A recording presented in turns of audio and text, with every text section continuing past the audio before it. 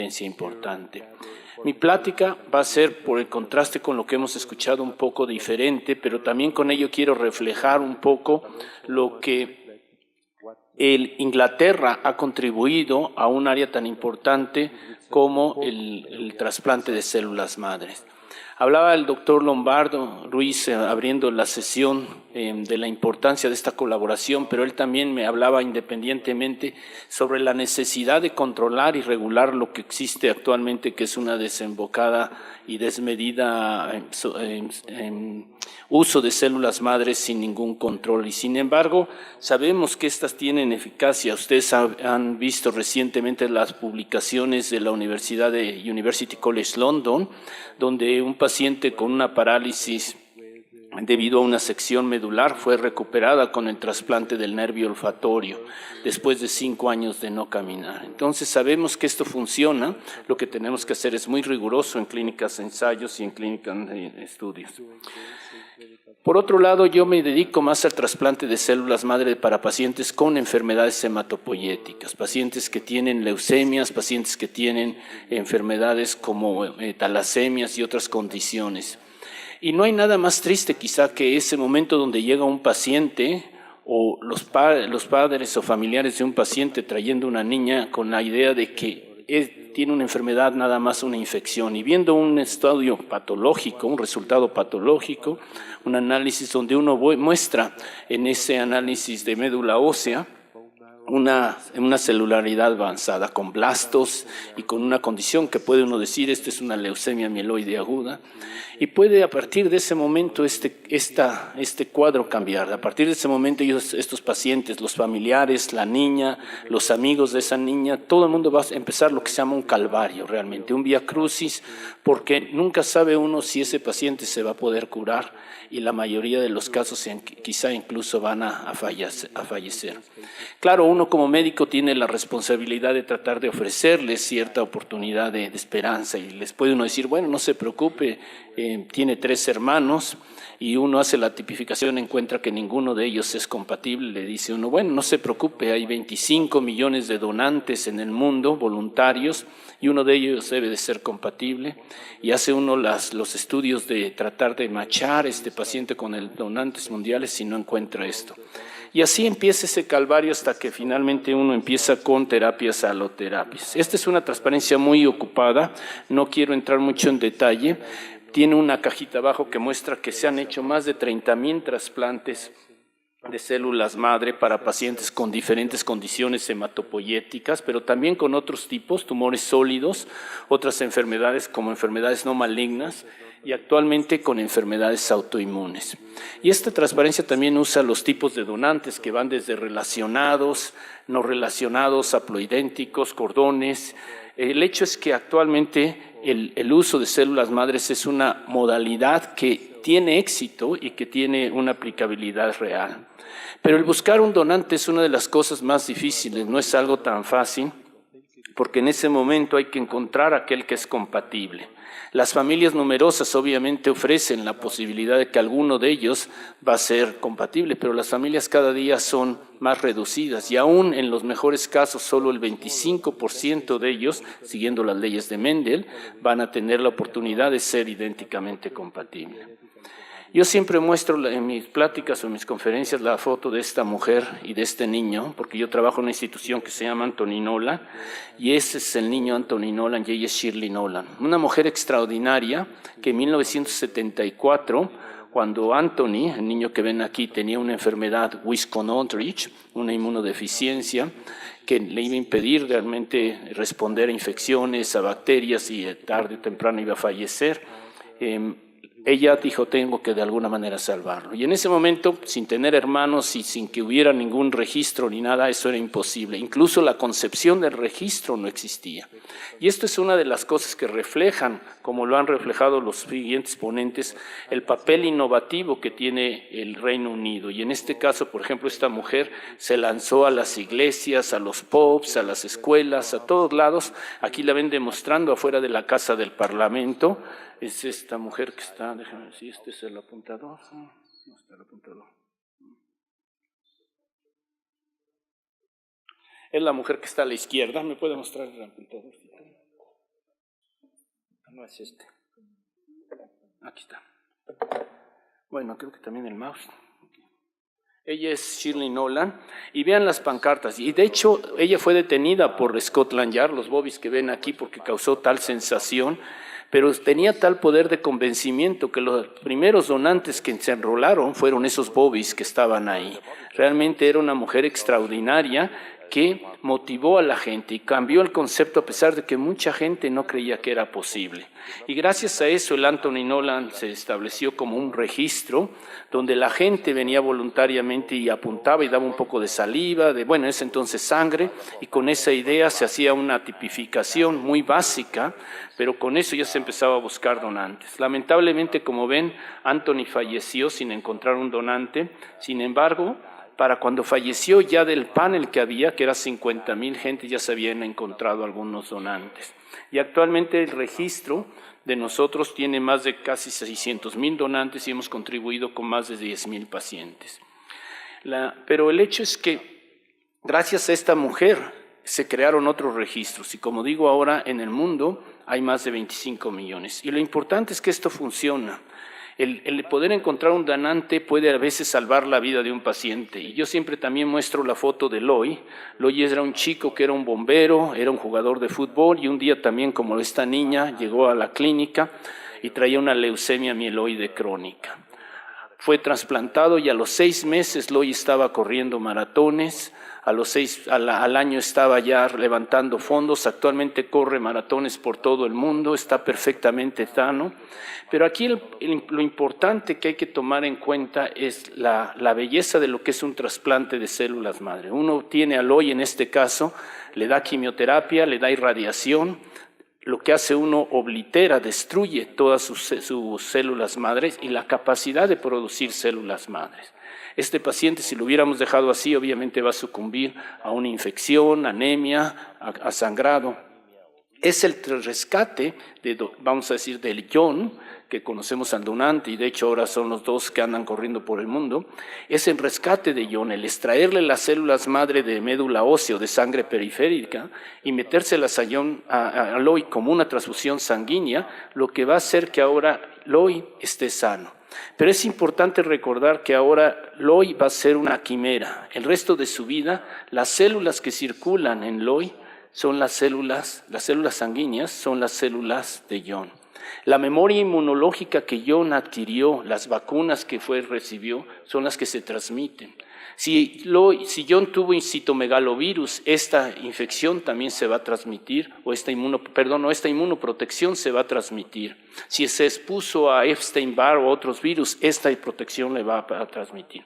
Pero este concepto es fundamental porque quizá Loy lo que le pasó fue que su sistema inmune, su armamento le falló, y es por ello que él desarrolló una leucemia. Fue una falla del sistema inmune competente que de alguna manera esa inmunosurveillance, como le llamamos, esa inmunovigilancia que le hizo escapar esa célula tumoral, esa clona que se expandió y que permitió ser expandida y generar una leucemia mieloide crónica. Pero ahora las células de John van a ser el ejército que le va a permitir eliminar las células tumorales.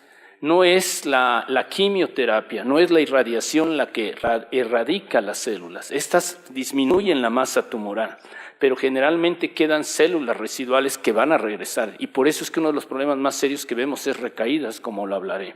Pero uno espera que el sistema inmune competente del donante es el que vaya y disminuye las células tumorales. Y este concepto es fundamental, porque si esto ocurre, quizá podríamos entender qué es lo que se reconoce como antígenos tumorales y escoger a los donantes no solamente en una forma global, sino las células específicas que pudieran generar respuesta inmune específica.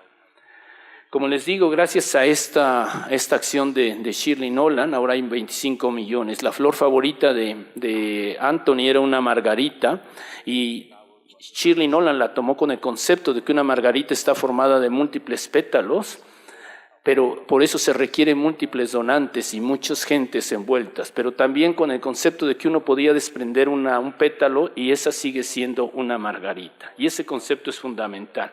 Y nosotros, por ejemplo, nuestros donantes, aquí ven a Sean, que era un paciente con leucemia, y a Johnny, que están acabando de correr el maratón de Londres. Este año el Anthony Nolan fue el sponsor del maratón de Londres. Se cumplen 40 años de que se fundó el Anthony Nolan.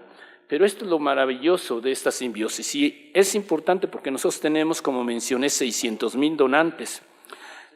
Y nuestros empleados son 200 solamente, pero todos los donantes, se puede decir, son parte del Anthony Nolan, son parte de nuestra familia porque levantan fondos, porque nos ayudan con su generosidad y con todo a salvar pacientes, pero también nos ayudan a hacer labor social. Y gracias a eso es que ustedes ven esto, el número de donantes, como les digo, y de trasplantes que se performan, y el número de unidades de cordón umbilical que existe incrementa gradualmente. El problema que tenemos es que la mayoría de los registros que se han fundado y se han formado están en países caucásicos, en países como Estados Unidos, en Inglaterra y en Europa.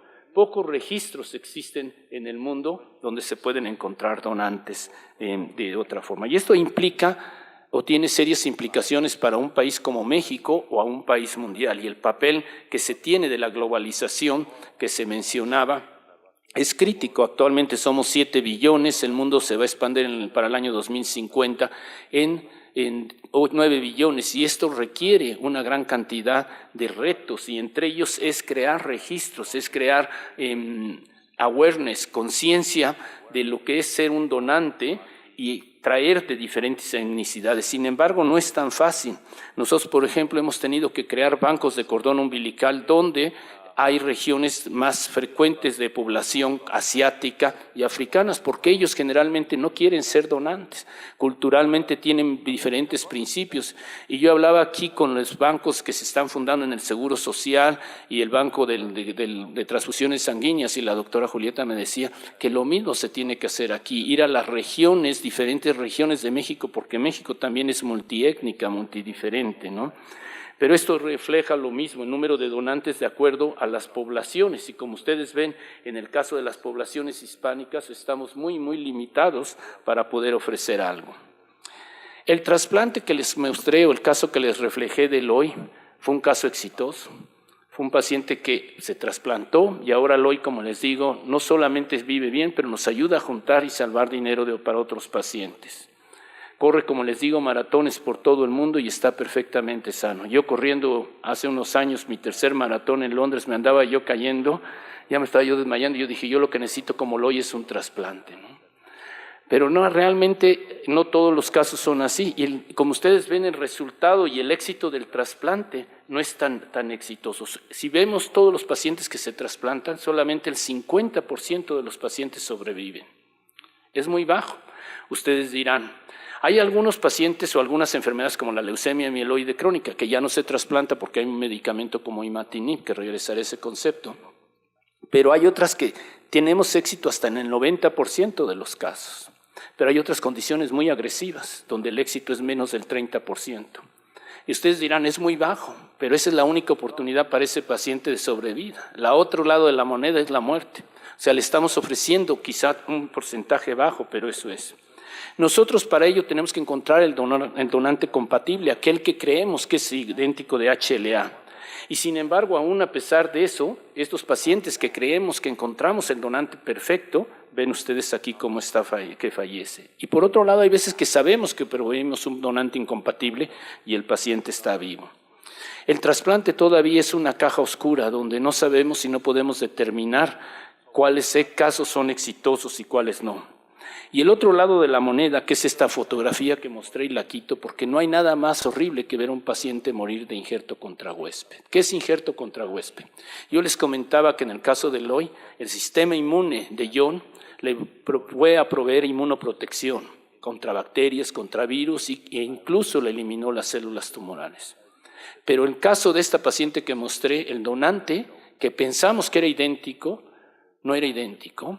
Y entonces ahora el sistema inmune de este donante va y reconoce cada una de las células de esta paciente como extraña y le produce una enfermedad severa que se llama injerto contra huésped, que es peor que una enfermedad autoinmune o lupus, porque le está destruyendo todas sus células. Si ustedes hicieran tejido o biopsia de esto, es lo que verían, una infiltración de linfocitos masiva que está afectando y destruyendo esas células totalmente.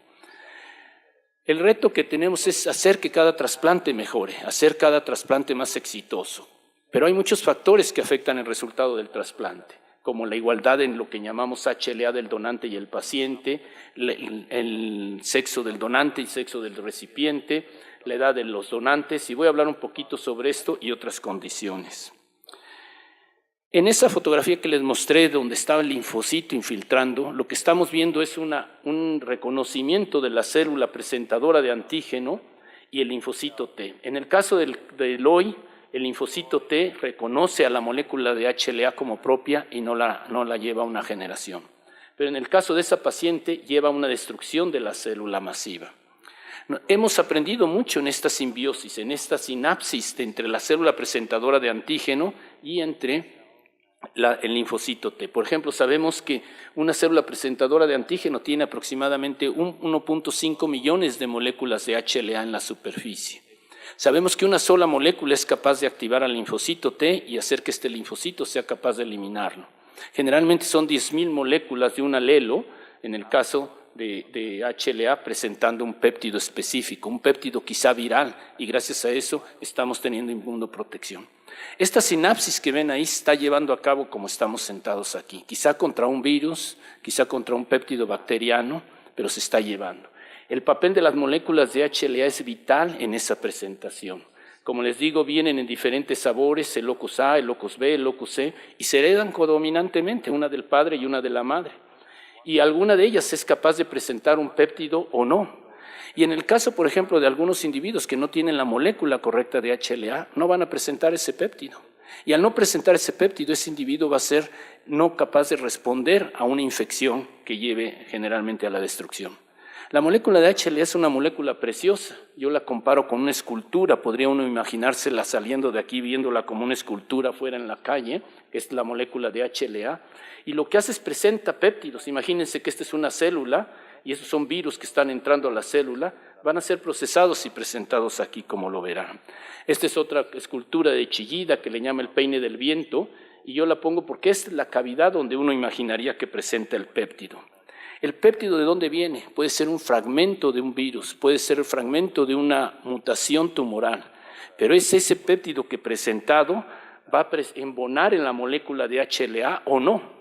Y gracias a eso, esa molécula va a ser capaz de presentar ese péptido al linfocito T y el linfocito T responder o no. Aquí lo ven, aquí ven el péptido entrando, embonando perfectamente. Pero si un individuo no tiene esa cavidad apropiada para presentar ese péptido en esa molécula de HLA, no va a poder responder. Y es por eso que esta molécula es la molécula más polimórfica que existe. Ha evolucionado con varias mutaciones para poder presentar toda una gama de antígenos. No en un individuo va a tener un número reducido de moléculas de HLA. O sea, como les dije, vienen en dominantes, son A, B y C, y nada más tiene unos 6 en la superficie. Sin embargo, hay miles de subtipos. ¿Por qué? Porque si ese individuo, imagínense en una población en África, tiene una variedad de moléculas de HLA, llega una infección, esa infección empieza a matar a la población como ébola. ¿Por qué? Porque la molécula de HLA de la población no tiene la capacidad de presentar algún péptido de ese virus. Sin embargo, dentro de alguno de estos nace un niño que tiene una variedad, una sustitución, puede ser un solo aminoácido. Ahora ese individuo va a presentar el péptido y al presentar ese péptido va a tener la capacidad de responder a ese virus y ese niño va a sobrevivir. Y ese niño va a tener otra vez, vamos a decir, al rato se va a casar y va a tener otro. Entonces al rato la población, en esa población que sobreviven, la mayoría van a tener el nuevo alelo que ha mutado. Por ejemplo, vean aquí, este es HLA-B35, es muy común. Aquí la doctora Julia me diría que quizás el 10, el 15% de ustedes son HLA-B35. Y tiene dos subtipos, aquí Martita también me diría lo mismo, porque Martita es una estudiante que estuvo conmigo haciendo el doctorado allá en Inglaterra y está aquí conmigo sentada y ahora se dedica a hacer la histocompatibilidad aquí también en el Seguro Social. Y como ustedes ven aquí, esta molécula de HLA difiere por un solo aminoácido, una serina por una fenilalanina en posición 116. Pero eso cambia totalmente la molécula. Ustedes ven ahora aquí la molécula donde tiene la serina embona muy bien esta tirosina, muy bonito, este péptido ahora fija muy bien, mientras que en este caso esta arginina, el otro subtipo, no embona. Entonces, imagínense este individuo, este es el individuo que era la población general, no había esta variación, entonces este individuo no podía presentar este péptido, el linfocito T no la podía reconocer, y en el caso de ébola este paciente fallecería. Uno de ellos nace, ahora trae una serina, este péptido embona muy bien y ahora este reconocimiento se lleva a cabo. Y eso es lo que ha generado toda una gran gama de antígenos. ¿Cómo funciona esto? Imagínense el virus del ébola entrando aquí, fragmentado por un proteosoma en pequeños péptidos que son transportados al retículo endoplásmico, se embona con la molécula de HLA y se presenta. Llega el linfocito T, y esta célula estoicamente está sacando una bandera como diciendo estoy infectada para ser destruida, ¿no? Y esta célula ahora va a ser reconocida y ser destruida. Y eso es lo que ha generado toda esta enorme diversidad de HLA de moléculas.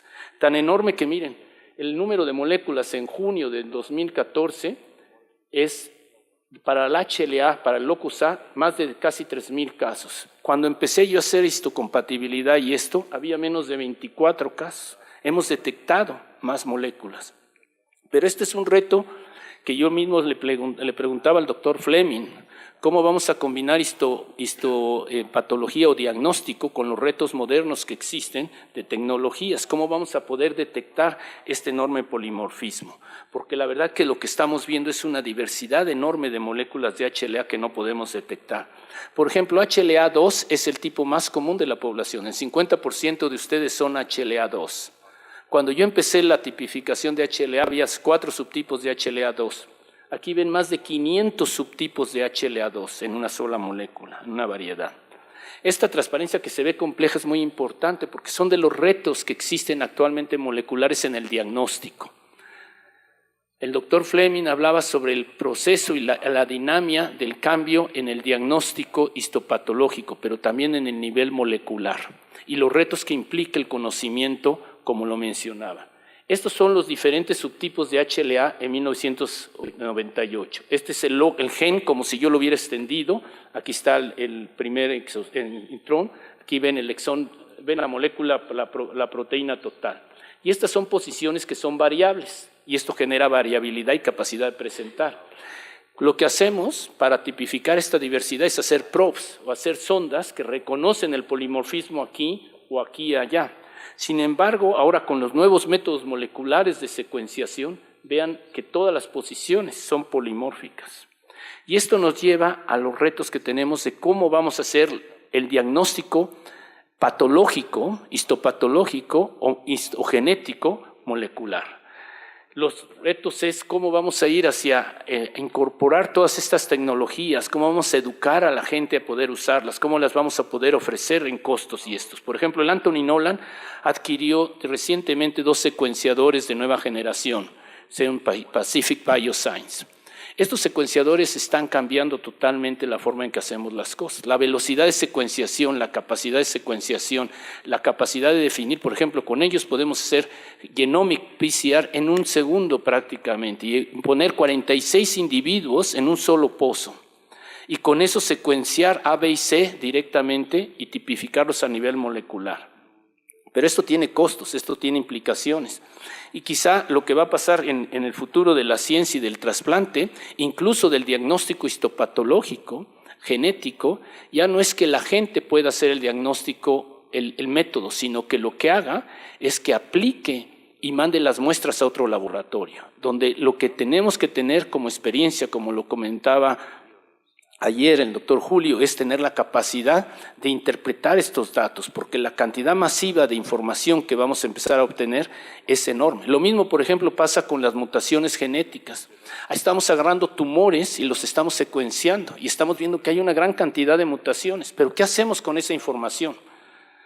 En el caso, por ejemplo, de la leucemia mieloide crónica es una sola mutación, una unión de dos genes que son el BCR y el ABL, que genera una recombinación que permite captar, actuar como, activar la tirosina quinasa. Y una droga sola puede bloquear esto. Pero en el caso, por ejemplo, de la leucemia mieloide aguda, cuando hacemos una secuenciación de los tumores encontramos más de 1,000 o 2,000 mutaciones ¿Qué hacemos con esa información? ¿Cómo la transcribimos en términos de, no nada más de diagnóstico, sino de futuro tratamiento? Y eso es a donde vamos, donde estos microchips que ahora no dejan ni pasar la luz, pero permiten con ello detectar las variaciones de DNA y amplificarlas, y estos secuenciadores que existen ahora, como el Pacific Bioscience, que nos permiten amplificar rápidamente con una emisión, porque lo que usan son totalmente, aquí vean un alelo, los dos alelos y cómo está la amplificación, y ahora esto lo que hace es, les pone fragmentos a los lados que la cierran, y entonces la enzima opera directamente reproduciendo miles y miles y miles y miles y miles de copias, que esto lo hace, lo interpreta obviamente el secuenciador general. Entonces este es un reto que tenemos ahora de combinar la tecnología molecular con la tecnología actual, porque con esto podemos producir millones de copias y solamente por bioinformática, y es biociencia. Pero esto nos lleva a que matching, lograr el donante y el paciente, igualar y encontrar esos millones de donantes idénticos es cada día más difícil. Y es por ello que tenemos que hacer otro tipo de cosas, tenemos que venir con variaciones. Por ejemplo, simplemente sabemos que encontrar un donante más joven, proveer un donante más joven incrementa 10% la sobrevivencia. Estos son donantes que se trasplantaron, pacientes que se trasplantaron con donantes de menos de 30 años o con mayor de 30 años. Y ellos son pacientes donantes masculinos. Y aquí vean, por ejemplo, en nuestro panel, las oportunidades o posibilidades de ser un donante cuando eres joven, de 18 a 22 años y hombre, es bastante más alta que si es una mujer de 53 años, donde la frecuencia de ellas es muy baja. Y esto es importante para México, porque si uno quiere hacer registros de donantes, tiene uno que escoger donantes de menos de 30 años y tiene uno que crear donantes que sean masculinos. Este es un trabajo que hizo un chico mexicano que estuvo conmigo haciendo el doctorado, donde tomando el código postal y las moléculas de la tipificación de los donantes, podemos mapear dónde están nuestros donantes y las zonas donde podemos buscar los donantes. Y con eso podemos crear lo que le llamamos hotspots, donde podemos buscar un donante para un paciente o para otra región. O sea, este trabajo incluso lo han importado en las otras universidades de Estados Unidos, en Australia, y esto. Este es trabajo de otro estudiante también mexicano, haciendo el doctorado conmigo, donde ha mostrado que el impacto de DP es importante en la recaída. Si igualamos todo, si igualamos HLA, B, C, D, todos los alelos, también no es bueno. Ahí tiene que haber un poco de diferencia de HLA para generar un poco de diferencias y en este caso evitar recaída. Sin embargo, como yo les digo, la verdad es que el éxito con los donantes no lo vamos a lograr con HLA matching. Cada día va a ser más difícil, va a ser con otros métodos que nos permitan evitar las 3 complicaciones principales que vemos en el paciente, que son recaída, injerto contra huésped e infección. Hay otras complicaciones, qué sé yo, secundarias, infecciones, cánceres. Hay que recordar que estos pacientes reciben quimioterapia y radiación, pero lo principal son esas 3. Yo les comentaba que como estamos sentados aquí, nuestro organismo está respondiendo contra bacterias y virus. De hecho, por ejemplo, en la población mexicana la frecuencia de citomegalovirus es muy alta, casi el 70% va a ser citomegalovirus positivo. Claro, aquí hay una población muy joven, incluyéndome yo, pero y también el doctor Alejandro Reyes, y aquí también el doctor Arwen, mucho gusto. Pero la verdad es que el problema principal es... Lo uso, por ejemplo, porque si yo tomara linfocitos de ustedes, que les digo que son en 50% HLA-2, y tomo linfocitos de ustedes y tengo una célula infectada con citomegalovirus, se sorprenderían de ver que si tomo 100 mililitros de sangre, qué cantidad de linfocitos, acuérdense que son 1 millón más o menos por mililitro, de esos, vamos a decir, de 10 millones de linfocitos, ¿qué cantidad de ellos usarían ustedes para pelear al virus de citomegalovirus como están sentados? No tienen infección, no tienen ningún problema, pero lo están controlando con esta continua batalla de linfocitos. El 10%, el 5% de sus linfocitos circulantes, en aquellos que son citomegalovirus, están peleando contra citomegalovirus así como están sentados. Es una población muy alta. Porque la respuesta generalmente que tenemos de nuestro sistema inmune es contra virus. No tengo tiempo para entrar en ello, pero uno de los factores que estamos encontrando es que incluso a nivel embrionario, a nivel fetal, la respuesta inmune que se gesta es contra virus. Y esta es la que genera posteriormente todo nuestro repertorio por correactividad, pero no tengo tiempo para ello. Pero regresando al modelo de citomegalovirus, pues ustedes me dirían, Alejandro, si este paciente se mueren de citomegalovirus, ¿por qué no me tomas como me tomas células de HLA, de células madre para trasplantarlo? ¿Por qué no tomas un poco de mis linfocitos que reconocen citomegalovirus y se los das y ya controlas esto? Esa es la idea, pero ¿cómo separo yo los linfocitos? ¿Cómo reconozco aquellos que son de los buenos de los malos? ¿Cómo puedo identificar? Porque también como reconocen ustedes citomegalovirus, reconocen otras células. Es como ese general que tiene ese sargento y ve venir ahí un pelotón enorme y le dice a los soldados, a ver, sargento que era medio perdido, entonces, vaya usted a ver cuántos vienen para allá, y regresa el general, el soldado dice, mi general son como 1001, y dice, qué bien, ¿cómo sabe que son 1001? Es que vienen adelante y como 1000 atrás, ¿no? Dice, bueno, vaya a ver si son amigos o enemigos, y regresa muy contento, dice, mi general son amigos, y dice, qué bueno, ¿cómo sabes que son amigos? Dice, que vienen juntos platicando entre ellos, ¿no? ¿Cómo sabemos, cómo podemos separar aquellos que son negativos y esto? Yo me voy a enfocar ahorita a una población que estoy trabajando. Tengo un grant que acabo de recibir de la Comunidad Europea de 6 millones de euros para aislar linfocitos T reguladores que tenemos en nuestra sangre que controlan las inflamaciones. Como tenemos linfocitos efectores que nos protegen contra infecciones, también tenemos una población que media la respuesta inmune. En ausencia de ellas tenemos varias complicaciones y estos son los linfocitos reguladores. Ellos juegan un papel muy importante, por ejemplo, en evitar inflamación, enfermedades autoinmunes, pero en exceso de ellos tenemos rechazos y tenemos todo.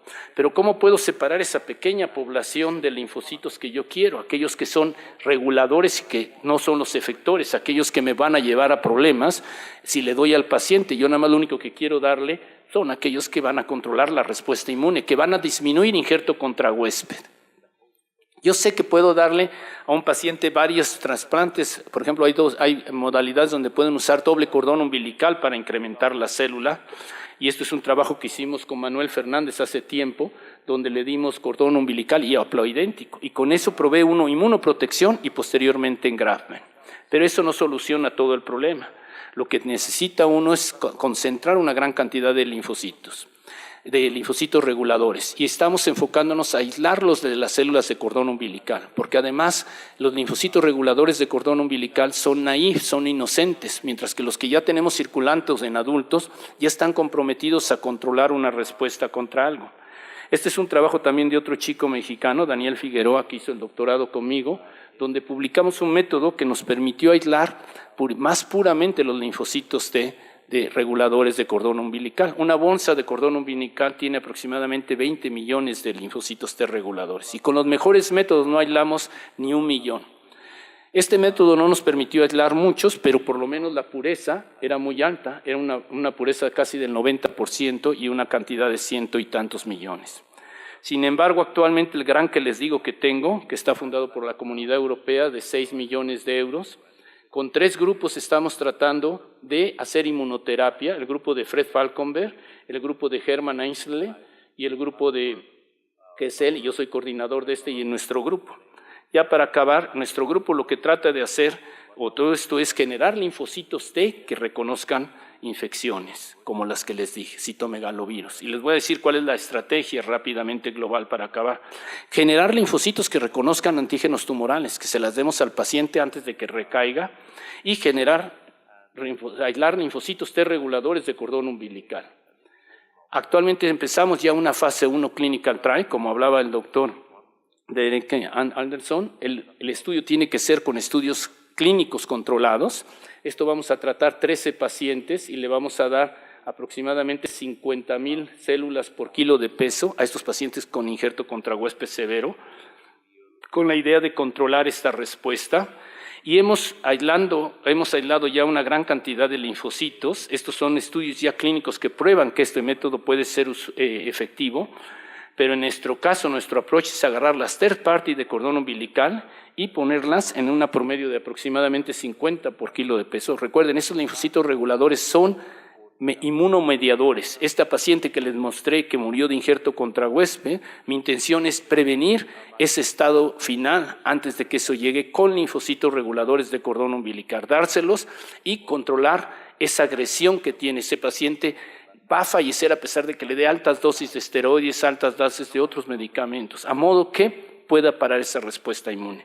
Nuestra esperanza es que este procedimiento nos lleve a innovar esto. ¿Cómo funciona? Usando un straptemer, como método de captura que nos permite captar a los linfocitos T reguladores específicamente y aislarlos, y son, recuerden, de cordón umbilical y naive.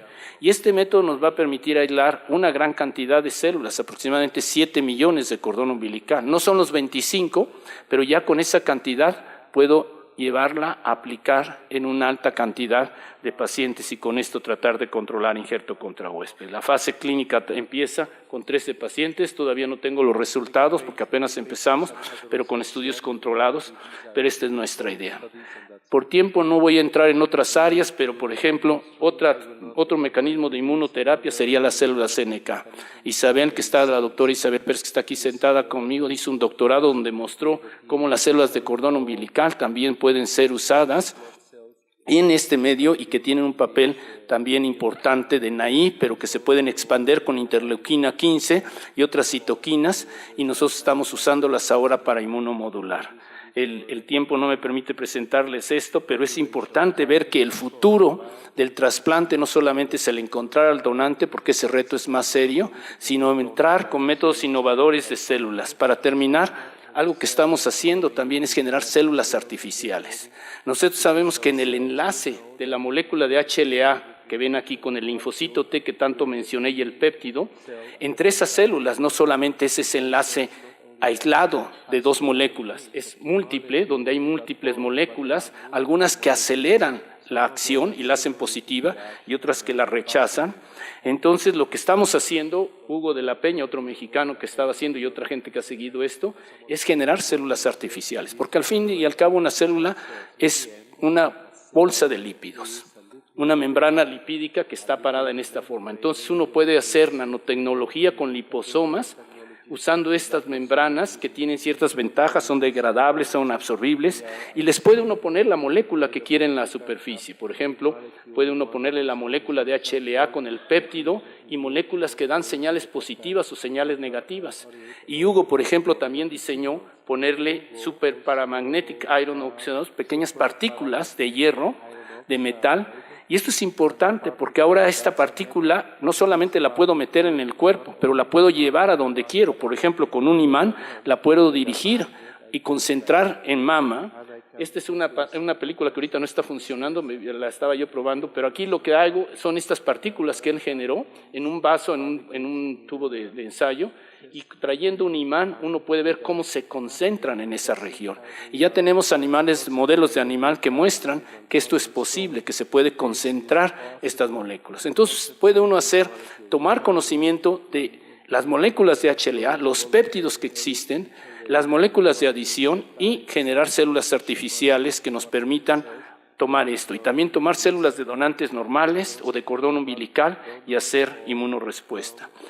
Estos son retos, pero son importantes tomarlos en cuenta. Todavía tenemos muchas cosas que solucionar para hacer la terapia celular completamente efectiva y 100% eficiente para muchos pacientes. Esos son los bocas de botella que encontramos. Sin embargo, yo sí soy optimista que un día vamos a poder tenerlos. Y en esto hay que ser muy crítico. La colaboración, la cooperación, y es lo que hablaba también el doctor David Martin sobre el concepto del hospital moderno, de la ciencia moderna, de la colaboración multifactorial, donde la patología no solamente requiere ya del médico experto en el microscopio, sino de la colaboración con otros grupos, y esto es lo que nos lleva a la medicina moderna, y en donde se puede colaborar, y en este caso con el Reino Unido lograr varias cosas. Este es Loy, el paciente que les mostré corriendo el maratón. Este paciente, antes de ser trasplantado, se le aislaron sus espermas, de tal manera como iba a recibir quimioterapia y radiación, obviamente iba a impedirse su capacidad reproductiva posteriormente, pero aquí lo ven con sus hijos, porque con inseminación in vitro y fertilidad, que el doctor Reyes es un experto, este paciente tiene ahora una calidad de vida extraordinaria, no solamente ayudando a salvar vidas, pero como ven aquí, incluso ha sido condecorado por el rey y todo esto, bueno, el príncipe de Charles. Esta es la última transparencia, mostrando que una de las cosas, como comentaba el doctor Ruiz, es hay que evitar la charlatanería. Y en México y en otros países estamos viendo un exceso de esto, bancos privados y otra serie de cosas, de reportes, de datos, de estudios mal controlados, lo que comentaba el doctor Anderson. Es muy importante la rigurosidad de los ensayos clínicos, la rigurosidad en la aplicabilidad, la rigurosidad en la información y la rigurosidad en la comunicación. De otra forma vamos a empezar no solamente a hacer daño, pero también a disminuir el progreso de las cosas. Sin embargo, yo sí creo que un día vamos a poder ir a recuperar células madres a la farmacia y decir, deme una botellita porque ayer estuve bebiendo y me fulminé el hígado, ¿no? Y entonces ya no necesitamos al doctor Fleming como hepatólogo, sino con estas células nos vamos a recuperar rápidamente. Muchas gracias.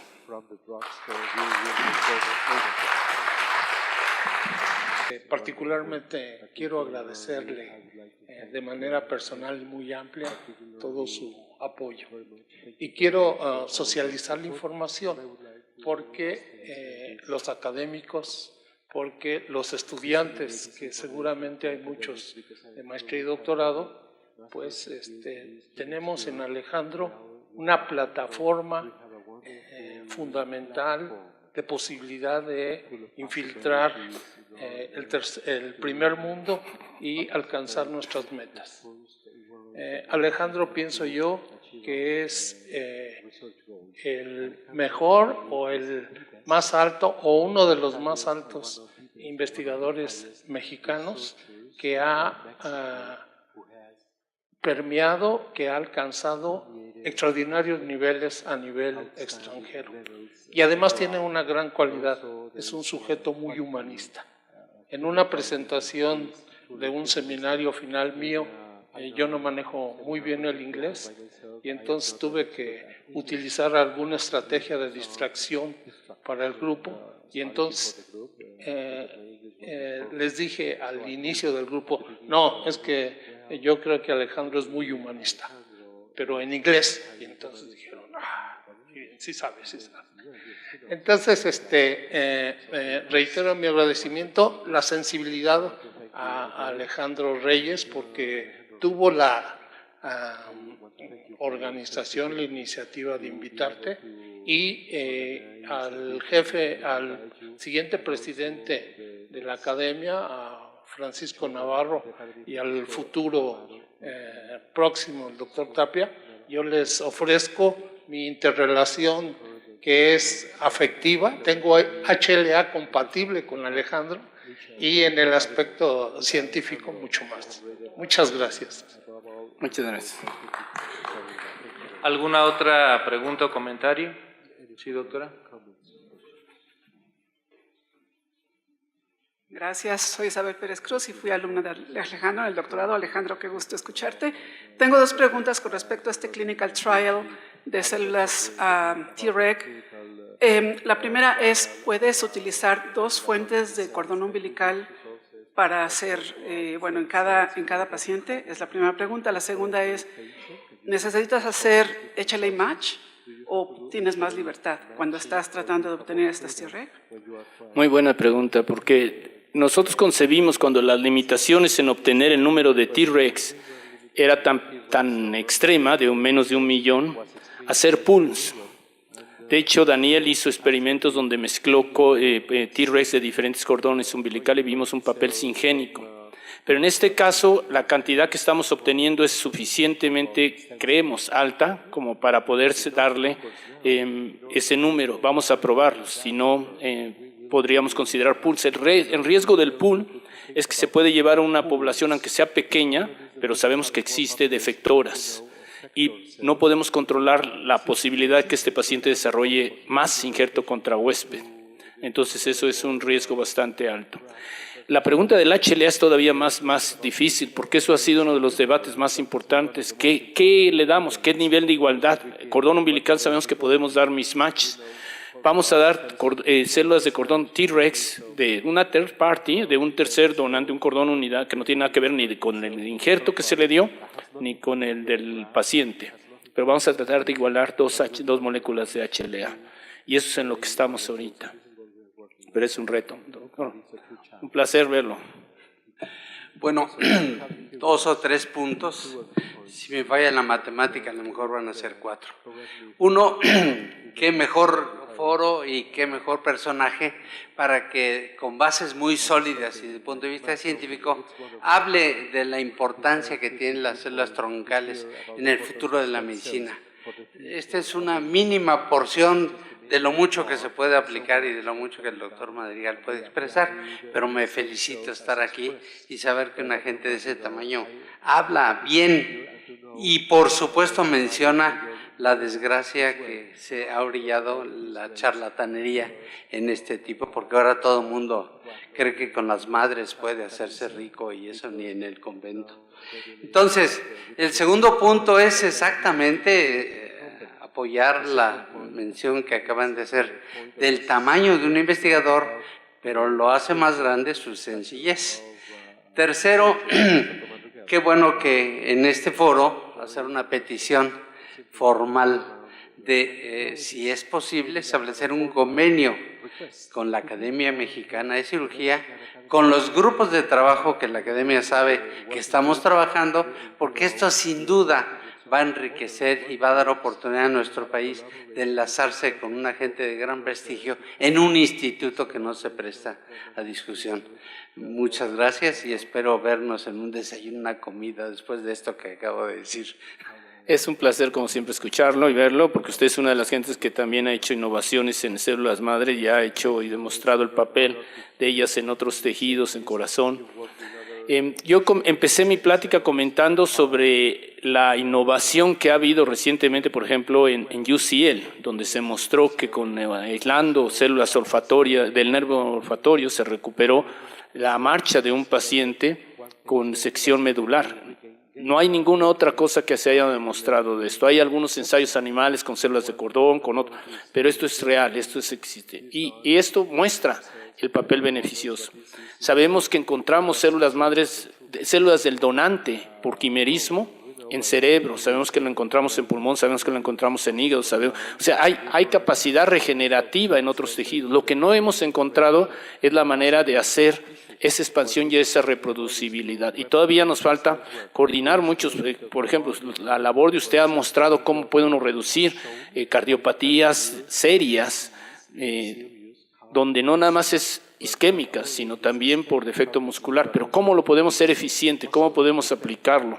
Todavía hay muchas variaciones. Por ejemplo, en corazón, el New England Journal of Medicine publicó un artículo donde hubo más de 50 diferentes técnicas tratando de hacer esto, con procedimientos muy rigurosos. Esto lleva nada más al punto final, que es la rigurosidad que existe. Y de los acuerdos, yo estoy muy contento de ellos. Lo que es más importante para mí es la educación de gente joven, de proyectar gente a México que regrese. Yo estoy muy contento de ver a Marta, a Isabel, también a mi amigo. Todos ustedes son gente que se compromete, como también la doctora Isabel, perdón. Soy medio disléxico para names, eso sí. Necesito unas células madre para mi cerebro para quitarme eso, porque eso Isabel y todo el mundo lo podría decir.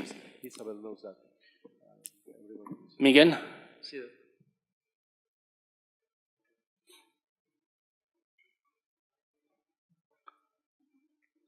Bueno, primero, gracias por invitarme. Segundo, sabemos que desde el punto de vista del genoma, todos compartimos una alta homología. El 99 dice que el 99.9, ¿no? El punto 1 es la diferencia, pero esa diferencia hace que fenotípicamente e inmunológicamente respondamos.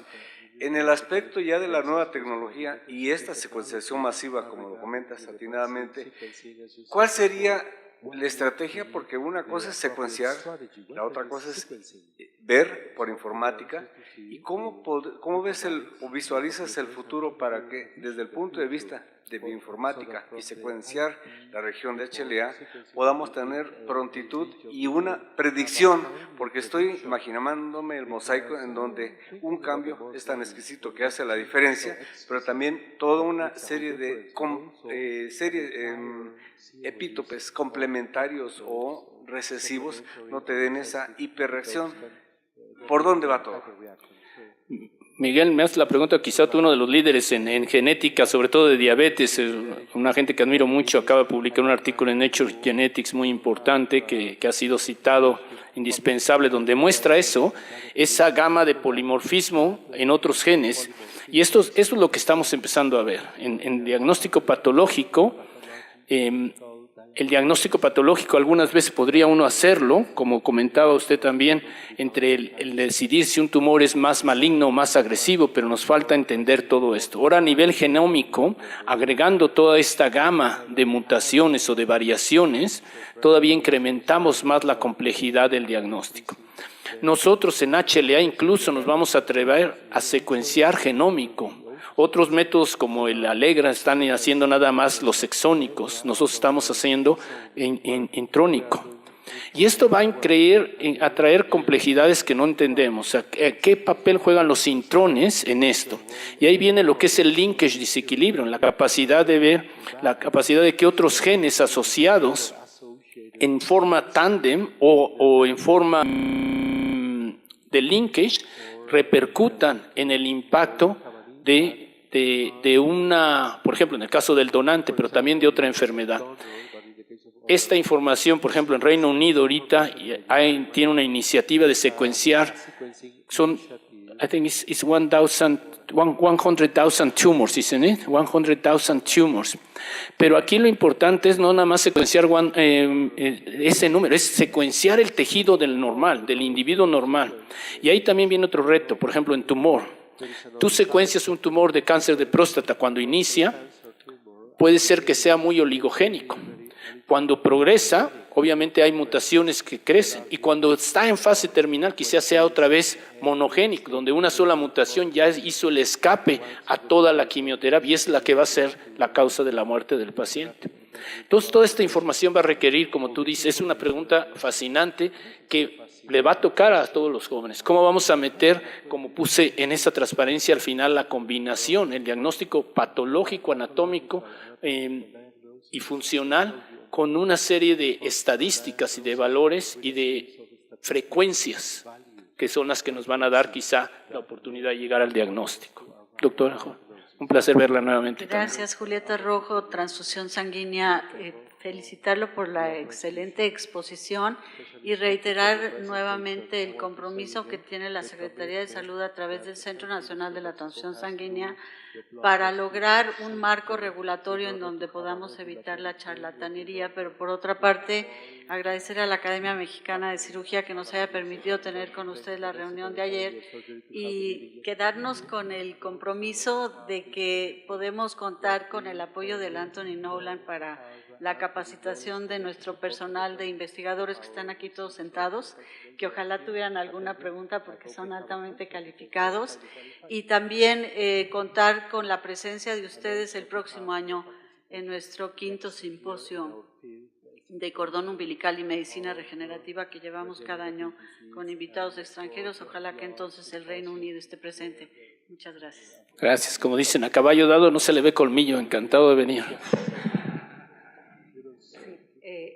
Doctor Madrigal, me uno a la felicitación en cuanto a su plática maravillosa.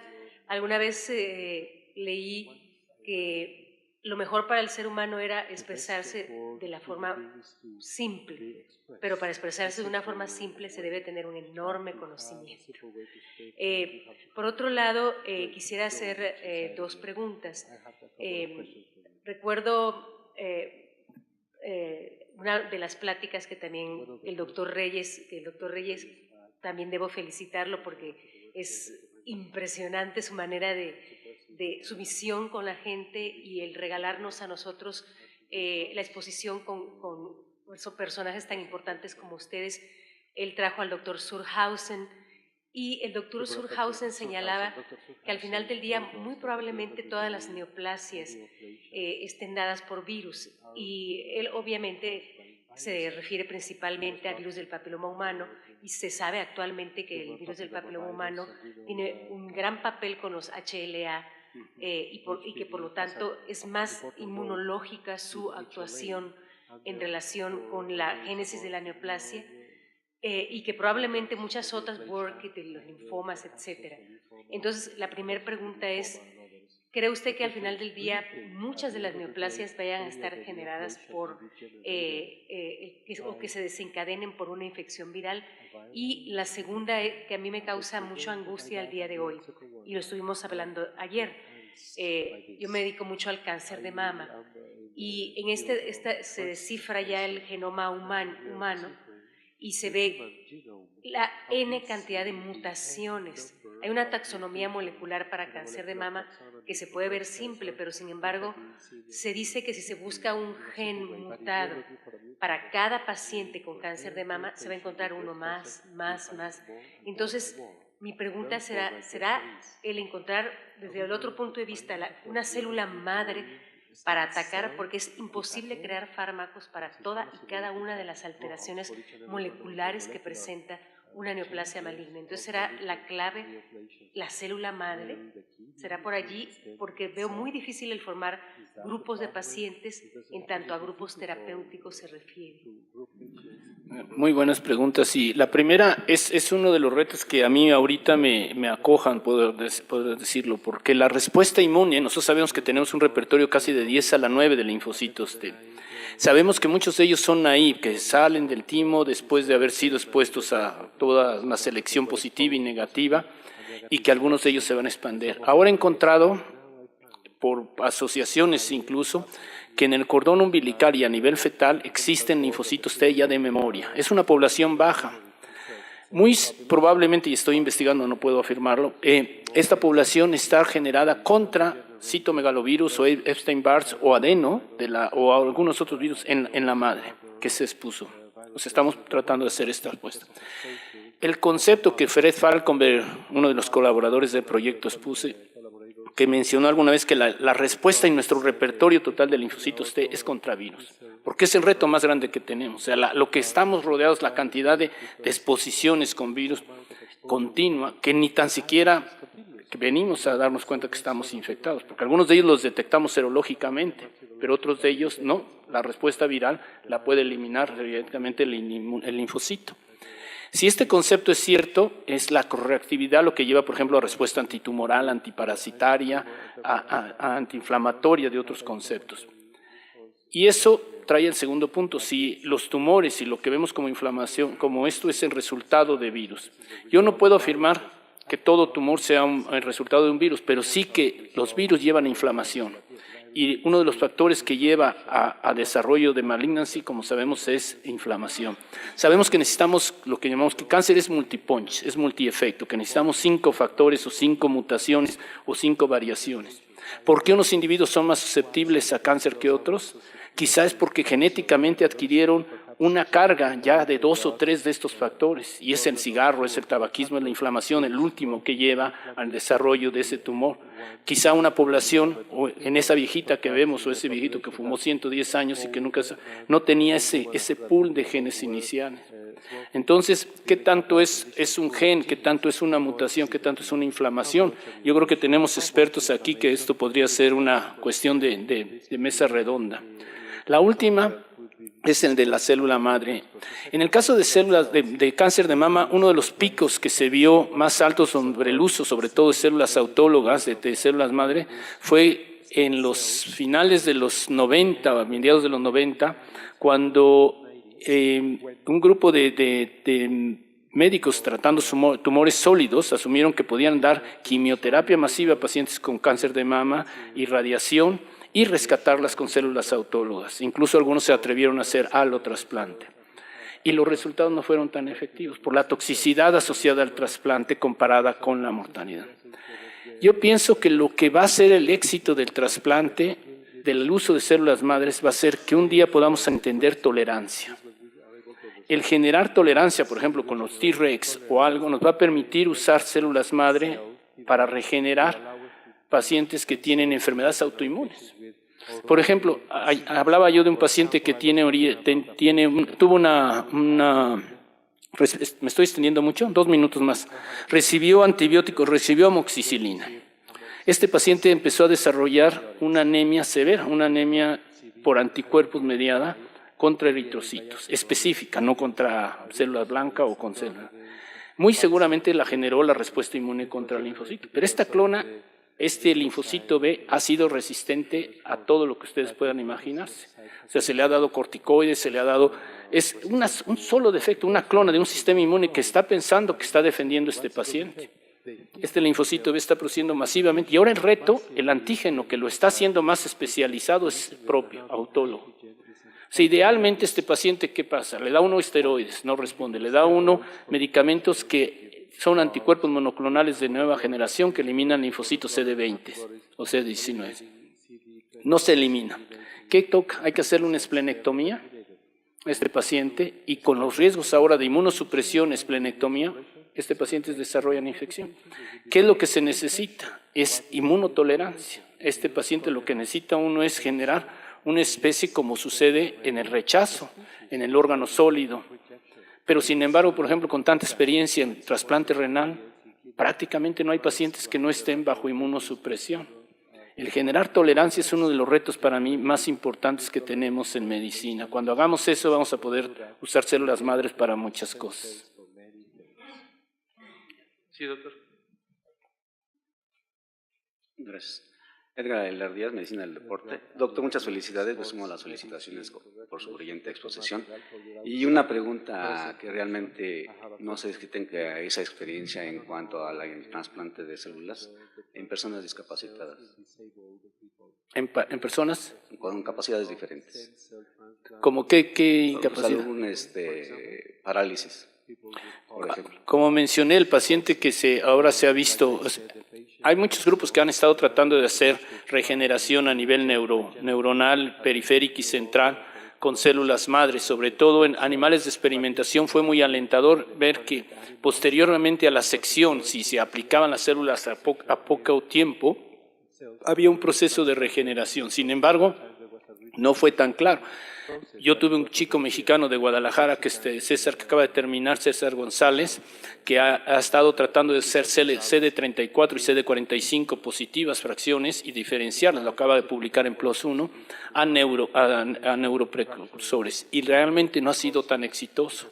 Y exploramos todas las posibilidades, encontramos diferenciación, pero son células que son no expansibles, son células que adquieren marcos, no puedo decir que son neuronas, pero sin embargo, lo que sí, el resultado que acaba de ser publicado muy alentador, agarrar estas células de nervios en célula olfatorio, ponerlas a expandir. Ahora el número de emails que yo recibo todos los días desde todo el mundo, quizá porque fui presidente de la Sociedad de Trasplante de Médula Ósea que terminé en marzo, europea, pero me llegan requisiciones como si esto fuera. Nuevamente, esto fue un buen caso. Ahora requerimos una rigurosidad para evitar que esto nos lleve a la falla total. ¿Alguna otra duda, sí, doctor? Perdón, la segunda. Antiguamente hablábamos de la flora intestinal, ahora microbiota, y hablábamos de las comensales y las patógenas. Y hace unos años acuñé el término metabólicamente patógenas. Y sabemos que la microbiota pues genera inflamación asociada a la obesidad y en diabetes, todo esto. Desde ese punto de vista, la interacción que estamos teniendo con esa forma de vivir y esa interacción con los productos de las bacterias nos genera un estado inflamatorio constante. ¿Cómo vincularías tú los trasplantes? Y a lo mejor al trasplantador le dices, ya no coma tanto para que no se me inflame externamente y tengamos una mejor respuesta a la recepción. Muy buena pregunta. Yo alguna vez leí que teníamos más células, uno dice bacterias, que de las de nosotros, ¿no? Y creo que el peso corporal de estas es enorme. Yo no me lo viste haber dicho antes para parecer que lo sabía. Pero lo que sí es importante es que en modelos animales de ratón, donde se generan cepas o que tienen ausencia de bacteria en condiciones totalmente de esterilidad, puede uno trasplantarles lo que sea. Entonces el proceso inflamatorio, el proceso de la cascada inmune que lleva a la inflamación, sí se muestra. O sea, es uno de los principios que se da al paciente. Se trata de vaciar, se puede decir, un poco la flora intestinal y todo. Sin embargo, esto es imposible. O sea, la cantidad de bacterias que tenemos, como tú dices, que viven ahí muy felices, es muy alta como para quitarla. Y quizás proveen otras cosas que son importantes. Bien, yo tengo dos preguntas y con esto terminamos la sección de preguntas y comentarios. Por mis dos áreas de interés, uno en sepsis. ¿Perdón? Sepsis. En sepsis. Dos preguntas. Una en sepsis. En sepsis hay una grave disregulación de la respuesta inmune innata y eso condiciona el estado proinflamatorio que tienen los pacientes y las disfunciones orgánicas, que a fin de cuentas es lo que los lleva a la muerte. Se han hecho intentos por modificar esta respuesta inmunoflamatoria. ¿Hay algo que se puede hacer en base a esta terapia celular? Es también uno de los mecanismos que lleva injerto contra huésped. Nosotros sabemos que la quimioterapia y la radiación daña el tejido.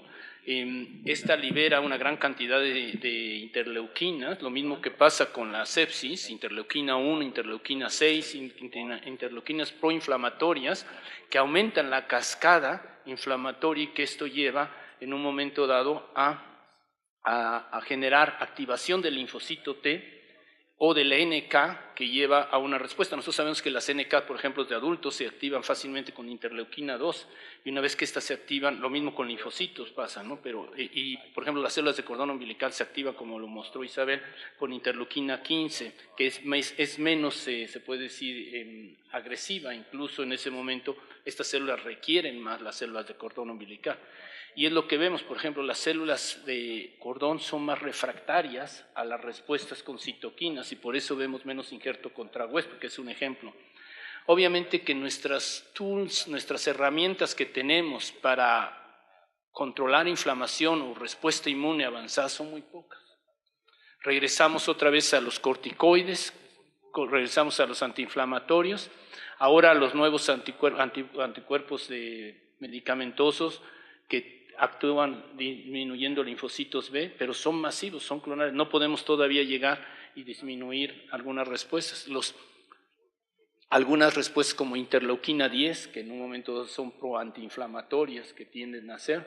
Sin embargo, las respuestas de medicamentos de ellos, el grado clínico que exista, la interleuquina 7 y algunas otras que permiten tener quizá mayor actividad química y con ello tolerancia, son algo que se ha tratado, pero regresamos al concepto. Por eso yo estoy apostando mucho a los linfocitos T reguladores, porque además hay que recordar que en un banco de unidad de cordón umbilical de alta calidad, que era lo que hablaba con la doctora Rojo y con la del Seguro Social, nosotros, por ejemplo, coleccionamos ahorita más de 30,000 unidades y no llevamos más de 3,000 almacenadas, porque solamente el 10% de las unidades que se coleccionan tienen la cantidad de células apropiadas para un trasplante clínico y algunas de ellas ni eso. Pero el punto aquí es que hay una gran cantidad de unidades que podríamos usar si supiéramos aislar esas células y concentrarlas en altas cantidades, que es a lo que yo estoy apostando. Entonces, no solamente hacer un banco de cordón umbilical, sino un banco de células que nos permita usar esto. Lo que sí es para acabar es que yo hablaba de los secuenciadores de nueva generación y la patología clínica que se mencionaba y todos estos análisis, la transformación de la patología para mí va a ser en los biobancos, en la capacidad de coleccionar materias de donante del paciente con tumores y del paciente y de las células normales, cómo progresan las células. Y esto un día va a ser motivo y tenemos que hacerlo en México como se hace en otros lados y usar experiencias como la de la doctora Rojas, del Seguro Social, para hacer biobancos que nos permitan hacer. Y la segunda y última pregunta. Todo esto se desarrolla en gravedad 1, o sea, aquí en la Tierra. Otra de mis áreas de interés es la medicina espacial o del espacio. En microgravedad, ¿esta compleja respuesta inmunológica es igual o diferente? Todavía no he llegado por allá arriba, pero en mi próxima...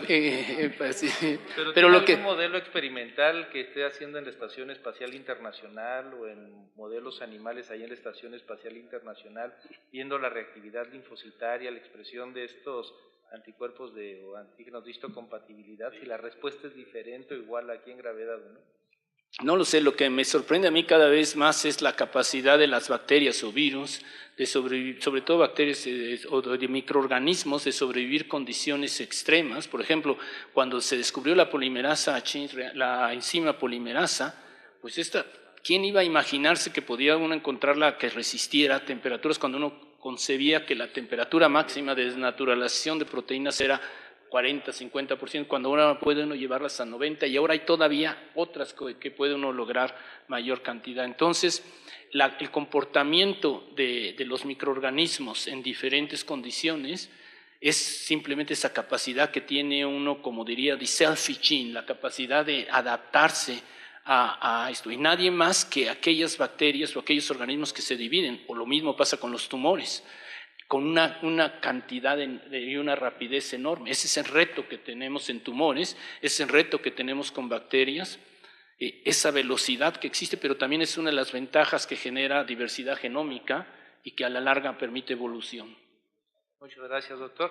Bueno, con esta última pregunta terminamos esta excelente charla del profesor, el doctor Alejandro Madrigal, y la Academia Mexicana de Cirugía, doctor, y de toda la mesa directiva, le otorga este presente reconocimiento. Muchas gracias. Muchas gracias, doctor. Y bueno, ya para terminar, fue una sesión muy provechosa. Con esto se concluyen las mesas de trabajo que fueron el día de ayer, en las que se llegaron a conclusiones puntuales y muy importantes, tanto para la Academia Mexicana de Cirugía como para los colegios reales de Medicina, Cirugía y Patología de Inglaterra. A nombre de toda la mesa directiva de la Academia Mexicana de Cirugía, les damos las gracias y bueno, fue una excelente reunión académica binacional. El Anthony Nolan. Pero esto es lo maravilloso de esta simbiosis y es importante porque nosotros tenemos, como mencioné, 600,000 donantes, y nuestros empleados son 200 solamente, pero todos los donantes, se puede decir, son parte del Anthony Nolan, son parte de nuestra familia porque levantan fondos, porque nos ayudan con su generosidad y con todo a salvar pacientes, pero también nos ayudan a hacer labor social. Y gracias a eso es que ustedes ven esto, el número de donantes, como les digo, y de trasplantes que se performan, y el número de unidades de cordón umbilical que existe incrementa gradualmente. El problema que tenemos es que la mayoría de los registros que se han fundado y se han formado están en países caucásicos, en países como Estados Unidos, en Inglaterra y en Europa.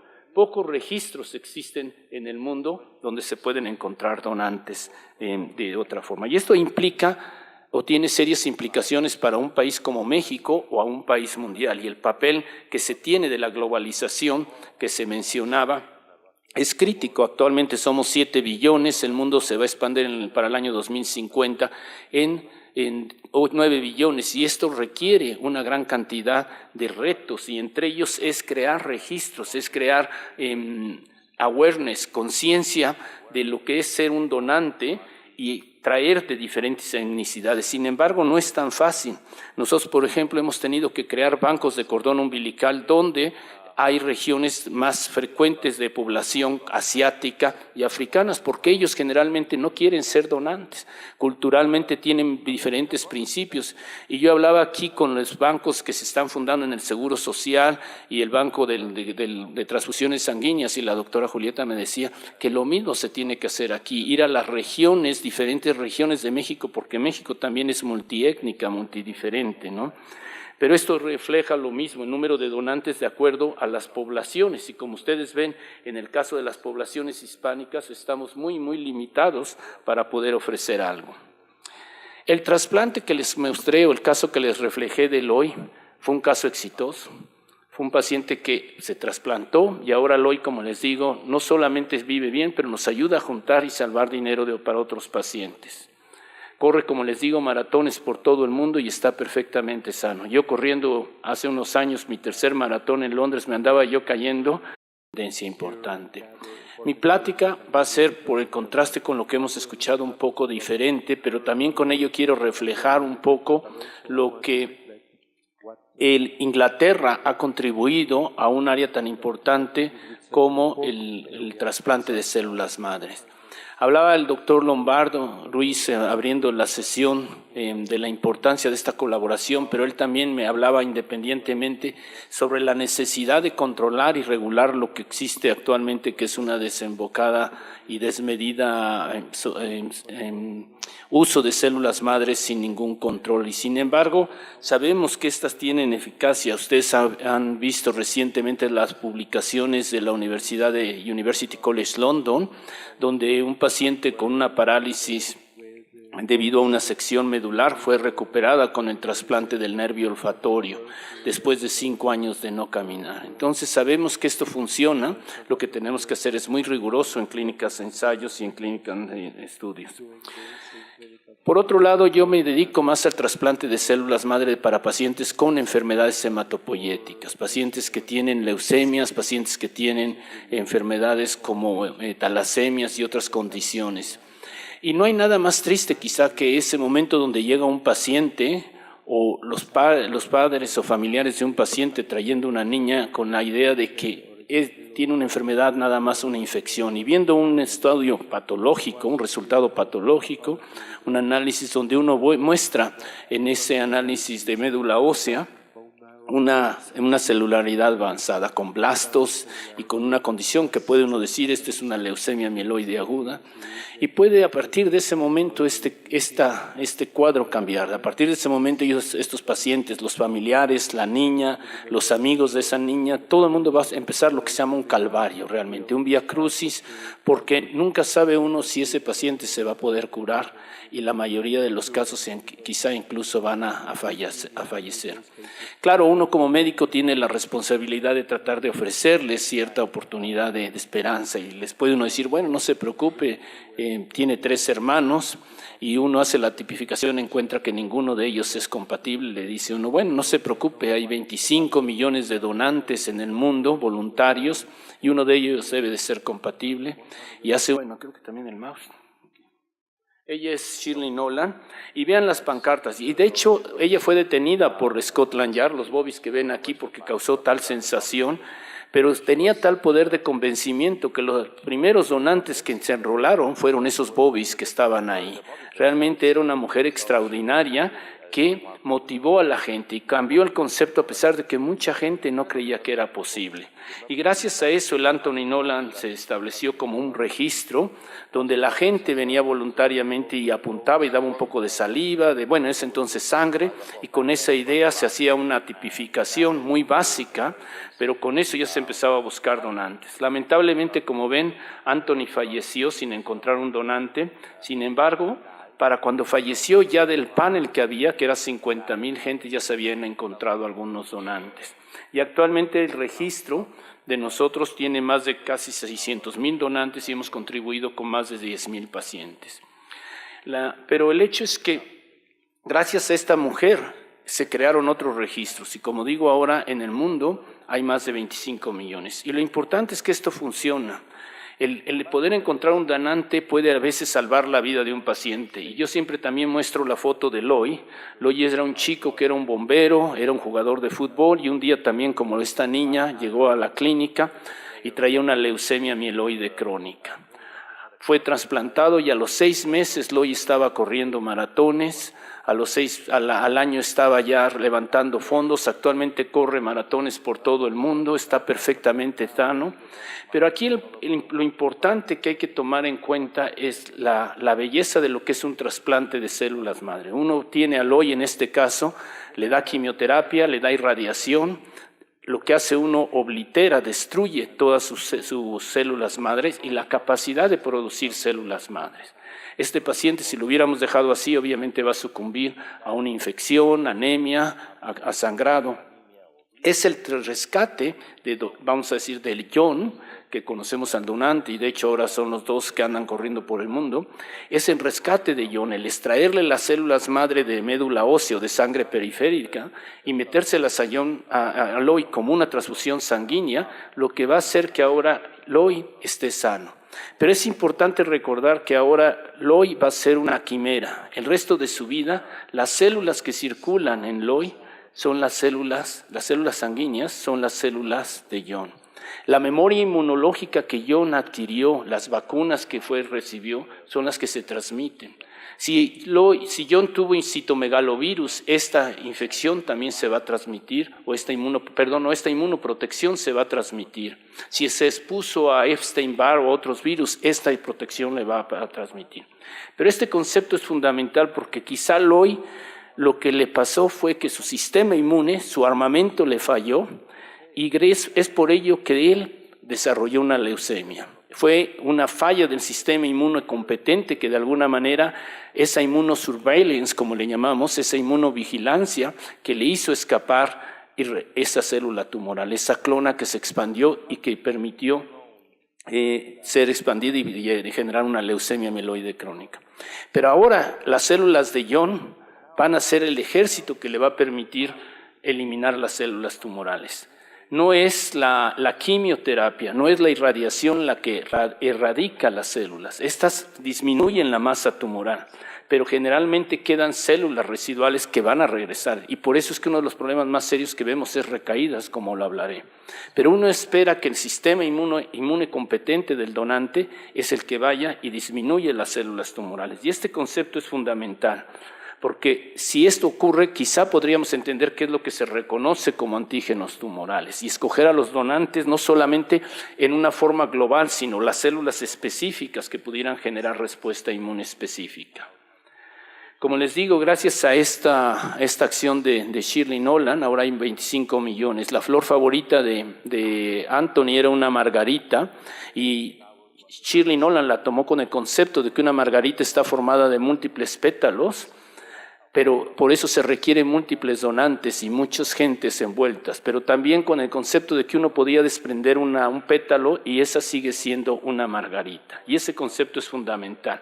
Y nosotros, por ejemplo, nuestros donantes, aquí ven a Sean, que era un paciente con leucemia, y a Johnny, que están acabando de correr el maratón de Londres. Este año el Anthony Nolan fue el sponsor del maratón de Londres. Se cumplen 40 años de que se fundó los estudios de tratar de machar a este paciente con el donantes mundiales si no encuentra esto. Y así empieza ese calvario hasta que finalmente uno empieza con terapias aloterapias. Esta es una transparencia muy ocupada, no quiero entrar mucho en detalle.